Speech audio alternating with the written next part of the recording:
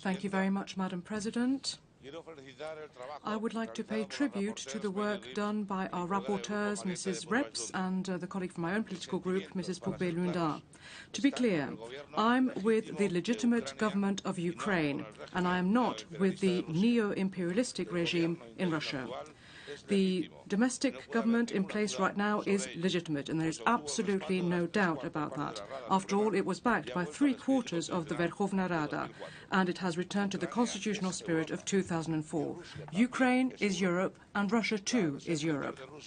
Russia's military aggression in Ukraine was a violation of sovereignty, of territorial integrity of Ukraine, and international legality. The referendum held last month in Crimea was basically cocking a snook at democrats around the world.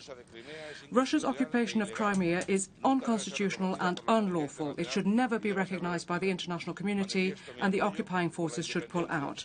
I would like to express my support for the independence, sovereignty, territorial integrity of Ukraine, and I would also like to propose some measures for the de-escalation of this problem.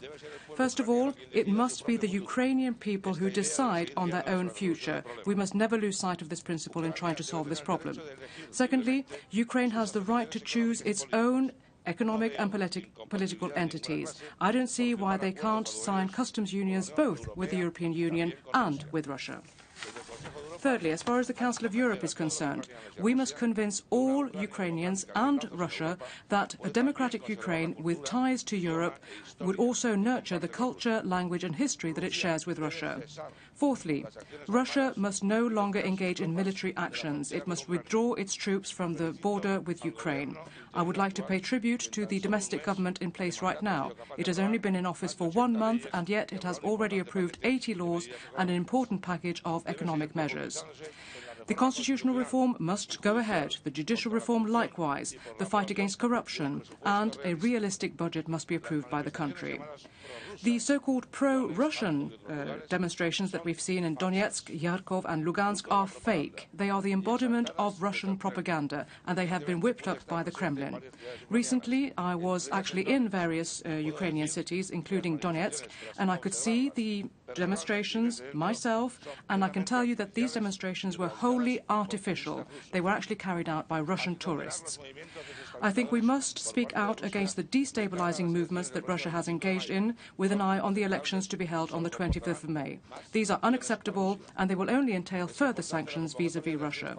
It is also important that parliamentary elections be held very soon, urgently, as soon as we've seen the presidential elections and as soon as the political, constitutional and economic reforms have been put in place.